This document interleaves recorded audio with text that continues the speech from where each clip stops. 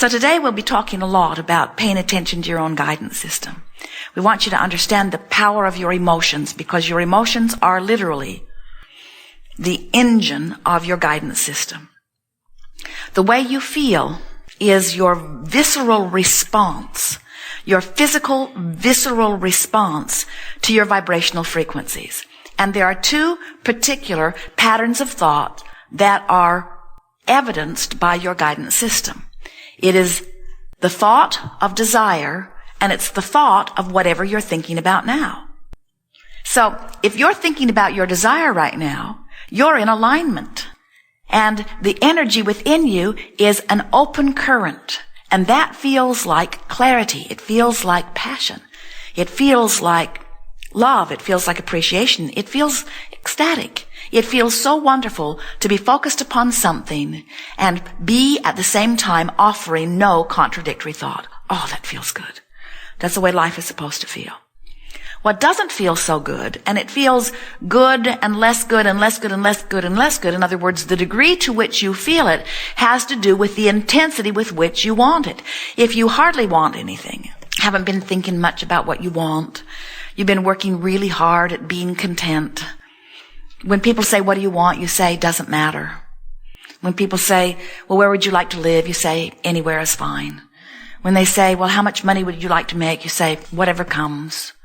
When they say, well, what kind of people do you like to be around? You say, doesn't really matter to me. If they say, well, what kind of movies do you prefer? You say, don't care, like them all. First of all, you're weird. But if you could be in that place of really having no clear opinions about this, that, or the other, then it would not matter to you what you were observing. It would not cause contradiction in your vibration. But you can't be like that, because all of the days of your physical experience, you have been introduced and surrounded by a contrasting experience that exists for the producing within you of personal preferences. You see, you were wired to care about the way you feel, which means everything that is around you is evaluated by you at conscious and unconscious levels about how it affects you. Oh, think about the power of that. Now, if you were orchestrating a universe, and by the way you are, but if it was completely in your control, and you had all of these factors or entities that you adored, and you cared about the survival, the joyous survival, you cared about the evolution, the joyous evolution, you cared about the expansion, the joyous expansion of every one of them, wouldn't you like it if each one of them had their personal point of attraction and was pre-wired, so to speak, to care about how they feel? And doesn't it make sense that if each one of them was looking out for themselves and saying, this would be best for me, this would be best for me, that if there was some way of satisfying that which would be best for each of them, then the whole would expand in a powerful, wonderful way? That's what this universe is. That's how it is for all of us. Each of us gets to have our own perspective from which we desire or prefer, and source energy answers every single one of us. There's no shortage of source, there's no shortage of answers, there's no shortage of substance, there's no shortage of all of the stuff or non-stuff that any of us want. There's no shortage of it. It expands proportionate to our ability to desire it. So, you are not in competition with anyone. There is no possible way that someone else could get your stuff or your reward. It's there for you. So when you understand that, then, only when you understand that, then, if you understand that, and only if you understand that, then, are you able to get on with your life in the way that you have intended, by projecting your thought and then aligning your vibrational frequency with the thought of your desire. It sounds simple, we know. But hardly anyone that you meet who is in physical human form is doing it on a very consistent basis, because most people are offering most of their vibration in response to what they are observing. Now, that's not a particularly bad thing, especially when you live in an environment like you all live in, where there is so much more that is going well than not. In other words, you can get along pretty well by observing and letting the preponderance of your vibration be about the well-being that you are observing. But it doesn't feel very satisfying in terms of being a deliberate creator. You did not say, I will go forth into an environment that has all been smoothed out. You did not say, get everything all cleaned up for me, get rid of all the pestilence and violence, and get rid of all the hunger, get rid of all of everybody being unkind to everybody, and when everything is all the way I want it to be, then I'll come forth and I'll just observe and live happily ever after. You said, I'll go forth into the environment that exists, and from the environment I will achieve my personal preferences. And as those personal preferences exude from me, I understand, you said, because you did understand, source energy will answer my preferences. And the universe will expand as a result of my participation in this. And I will have a very good time because you said, and we said we would remind you, I will pay attention to the way I feel. And the way I feel will always keep me pointed toward what I have concluded step by step that I prefer. Do you believe that? Do you understand? Do you believe in your own guidance system? Do you trust your gut? Do you trust your gut, or do you follow your head? Do you care how you feel, or do you try to think your way out of a problem? This gathering is called the art of allowing. We used to call it the science of deliberate creation, but when we called it the science of deliberate creation, you tried too hard to think your way out. And when we began calling it the art of allowing, then you began trying to feel your way out. That is really what we want you to do. We want you to feel where you are. We want you to feel the difference between alignment or resistance. We want you to feel alignment. So, as we are moving forward here today, we'll talk with you about anything that is important to you. We'll show you the importance of emotions, and we'll talk about different processes. Some of you have been listening to us for a while, and you know that we are eternal spewers of processes. We always offer the process that we think is most appropriate for the vibrational stance of you.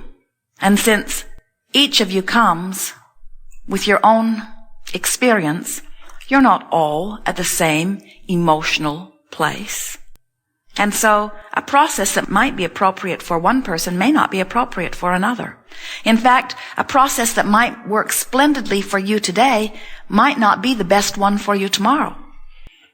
We want you to get so good at knowing where you are vibrationally, of knowing what your point of attraction is, and knowing what your goal of releasing resistance is, that you get very good at picking from the variety of processes the one that would suit you best right now.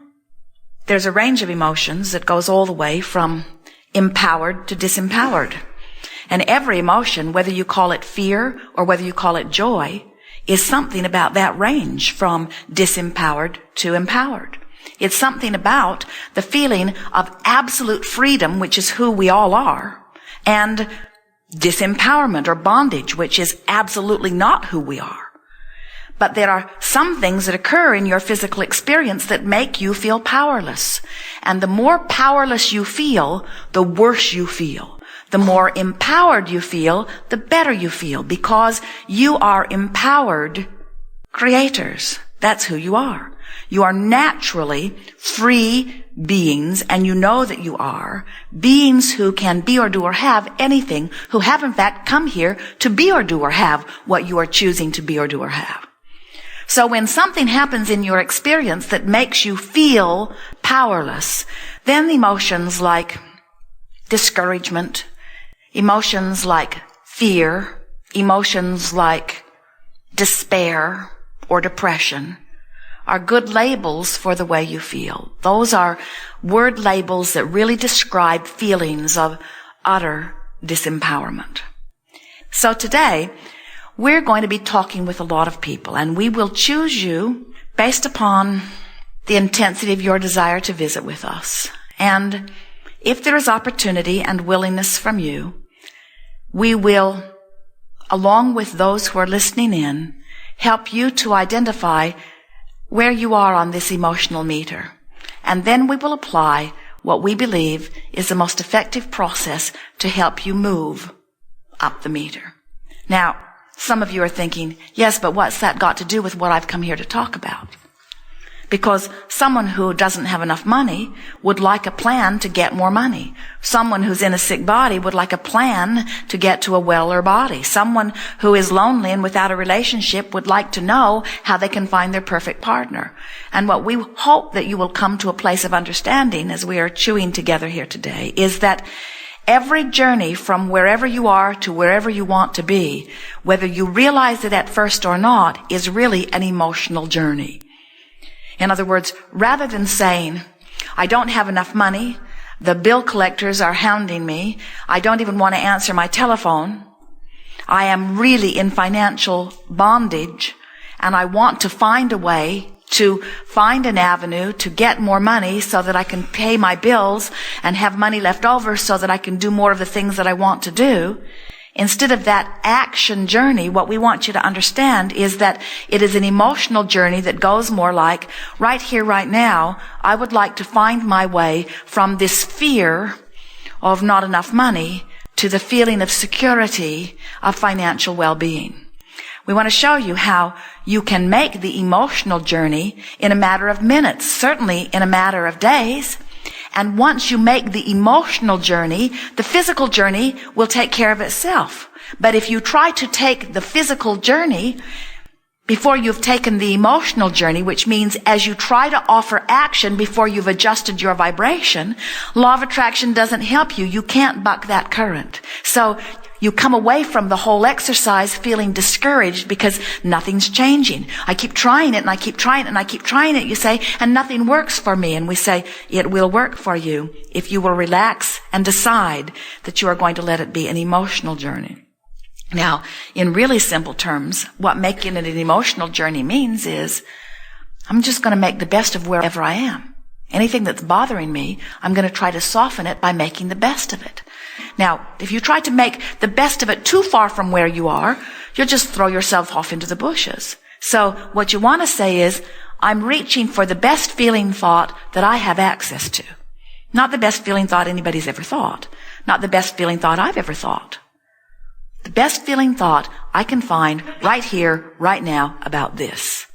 And when you do your best to find a thought that feels just a little better, and here's the important part, you pay no attention to what anybody else thinks about it. The only thing that matters is that you feel better. Once you achieve just that little particle of feeling better, and you stop and say, I do feel better, no matter how bad you still feel, I feel better than I felt before. Now you're free. Because isn't it logical? If I am so depressed that I can't get a breath of fresh air, I can hardly breathe, I feel claustrophobic, and then I find a life-giving thought of anger, and I beat the drum of it, even though it's still socially unacceptable, and even though my therapist or my mate liked me better when I was depressed, because at least I left them alone. Now I'm angry, I'm in their face. I have to admit, and I'm the only one that counts here, I have to admit this anger feels infinitely better than that bondage and depression and claustrophobia that I felt before.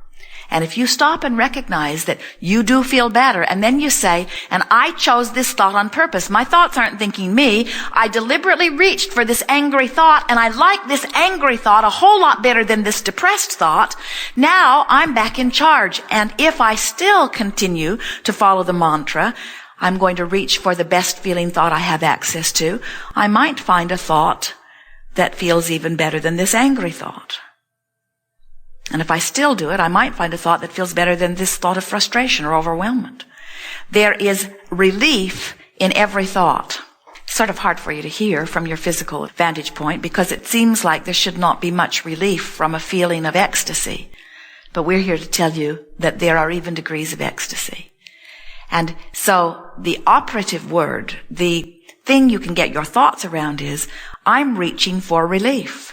So how does that fall into the greater scheme of things? Well, you are extensions of source energy. That's who you are. You are physical. Yes, you are. We see you in your bodies, but you are vibrational more than you are physical. You are electronic more than you are physical. You are vibrating mechanisms. You are extensions of source energy. And when the circuits are all open, you feel wonderful.